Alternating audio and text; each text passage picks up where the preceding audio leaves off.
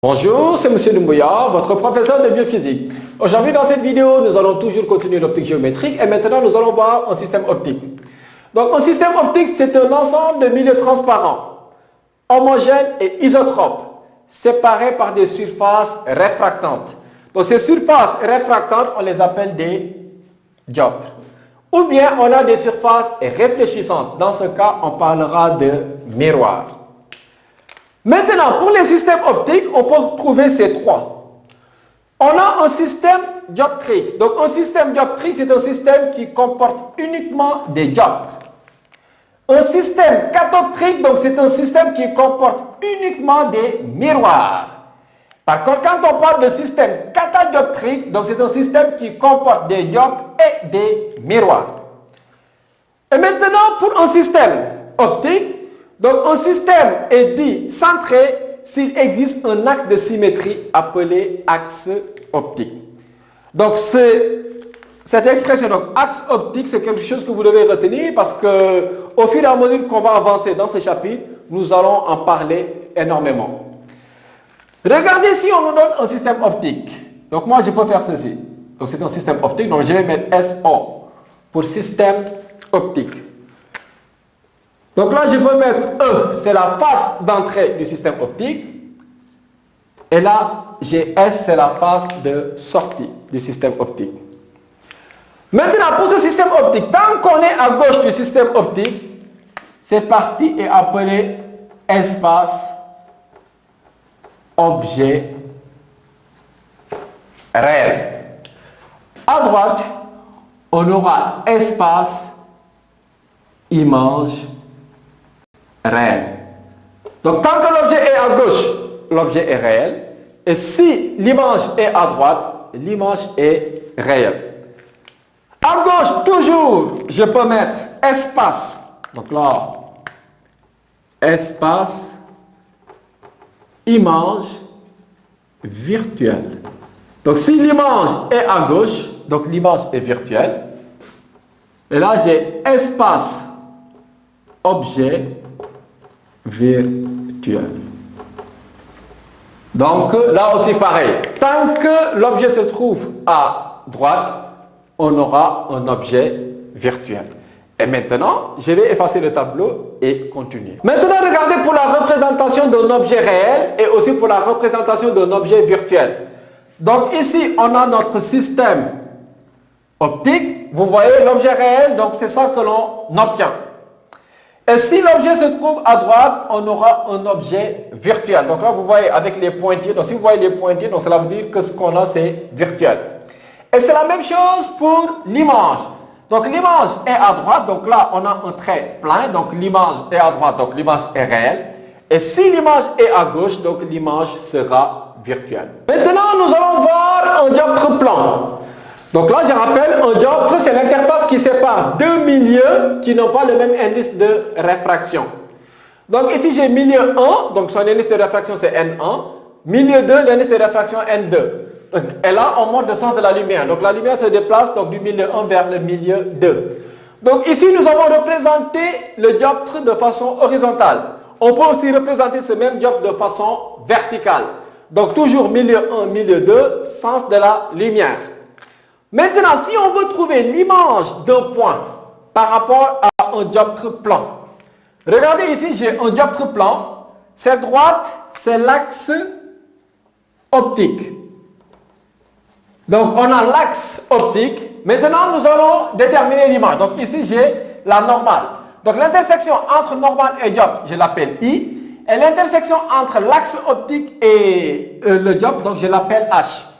Donc ici, nous allons déterminer le rayon incident. Donc là, j'ai le rayon incident.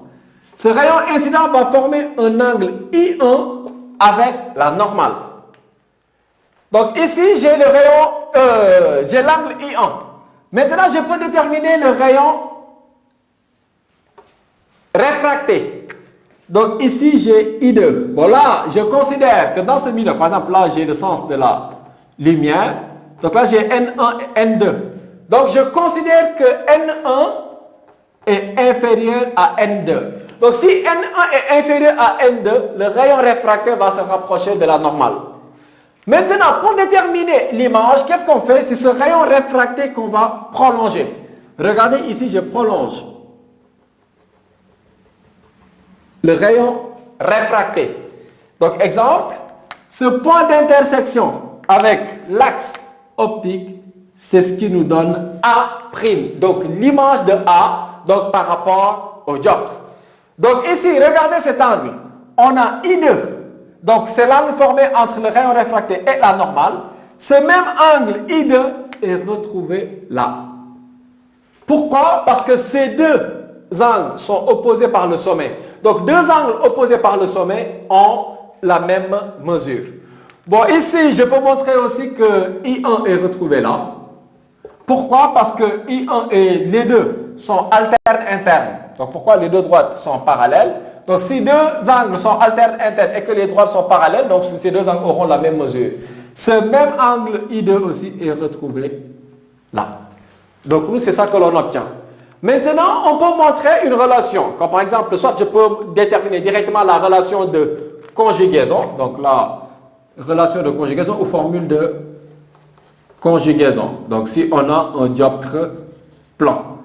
Donc, pour la formule de conjugaison, je prends N1 divisé par HA. Donc là, je prends la valeur algébrique. Ceci est égal à N2 divisé par HA'. Donc, nous, c'est ça que l'on doit faire pour déterminer donc, la formule de conjugaison. Et maintenant, si je veux isoler l'image, donc pour déterminer la position de l'image, donc HA', on aura N2 sur N1 multiplié par HA. Donc là, HA, supposons AH est compté positivement. Pourquoi? Parce que là, c'est le sens de la lumière. Donc, AH est compté positivement, mais par contre, HA est compté négativement. Donc, nous, c'est ça que l'on obtient. Donc, si on veut déterminer HA'.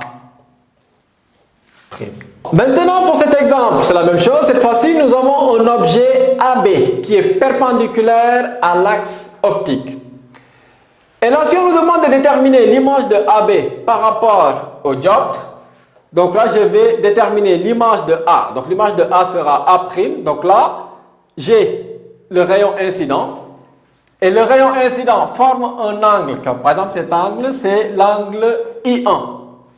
Et maintenant, on a le rayon réfracté. Si je prolonge le rayon réfracté, je vais tomber sur A'. Je fais pareil aussi pour B.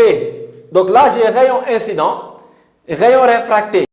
Le rayon réfracté est prolongé et là, on aura B'. Bon, ici, pour un dioptre plan, AB et A'B' auront la même taille. Maintenant, je rappelle la formule de conjugaison. Donc, on a N1 sur HA qui nous donne N2 sur HA'. Donc, au final, si je veux trouver l'expression, comme par exemple, où se trouve l'image, j'écris HA' est égal à N2 sur N1 sur HA. Donc, je suis parti de cette formule. Et là, qu'est-ce qu'on constate? Si N2 est supérieur à N1, mais ce rapport sera forcément supérieur à 1. Donc là, j'ai un résultat supérieur à 1 multiplié par HA.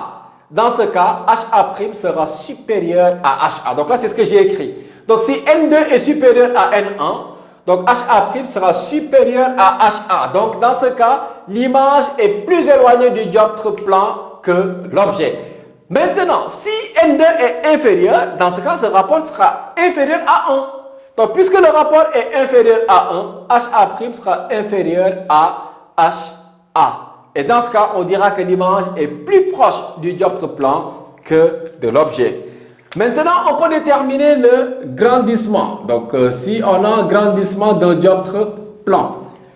Donc, pour ce grandissement, gamma, on prend l'image, comme par exemple là, j'ai A'B', donc valeur algébrique, divisée par la taille de l'objet. Donc, taille de l'image divisée par la taille de l'objet. Mais cette même formule aussi, on peut écrire, regardez, j'ai HA' sur HA, mais par contre, ici, on va multiplier au numérateur par N1 et au dénominateur par N2. Donc, on a N1 fois HA' sur N2 fois HA nous donne aussi gamma. Mais dans le cas d'un dioptre plan, le résultat sera toujours égal à 1 parce que l'objet et l'image auront la même taille.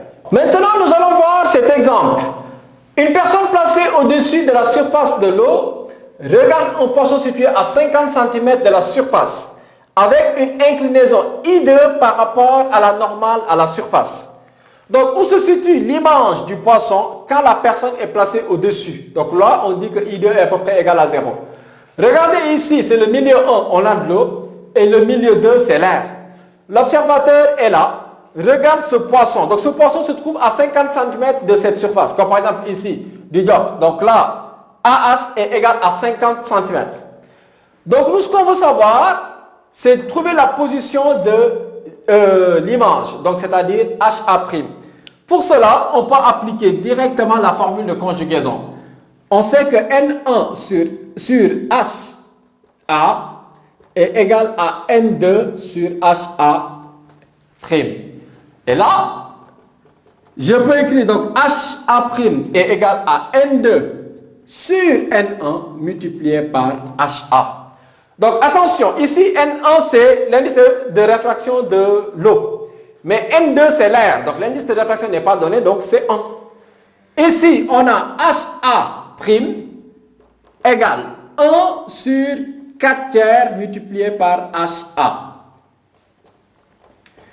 Donc 1 multiplié par 4 tiers, donc on aura 3 quarts, donc divisé par une fraction c'est multiplié par son inverse. Donc 3 quarts de HA. Maintenant, HA' égale 3 quarts multiplié par 50. Et si on fait le calcul, on aura 37,5 cm. Donc la position de l'image, donc c'est à 37,5 cm. Donc HA' égale à cette valeur. Et là, c'est ce qu'il fallait faire. Maintenant, pour la question 2. On nous demande que se passe-t-il quand l'inclinaison I2 augmente et tend vers 90 degrés. Donc l'inclinaison tend vers 90 degrés veut dire que ce rayon réfracté va descendre. Donc si le rayon réfracté descend, donc là aussi ce rayon va monter. Donc à un moment donné, pour l'observateur, le poisson semble être à la surface de l'eau. Bon là c'est ce qu'il faut mettre. Bon, je l'ai écrit pour la question 2. Le poisson semble être à la surface de l'eau. Donc à la surface de l'eau. Donc là, c'est ce qu'il fallait faire pour cet exemple.